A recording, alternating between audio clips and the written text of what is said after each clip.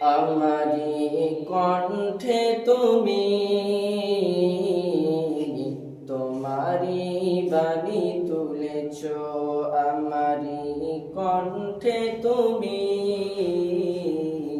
তোমারি বাণী তুলেছ। বুকে তেরা যে তুমি কোরআনে স্থান দিয়েছ।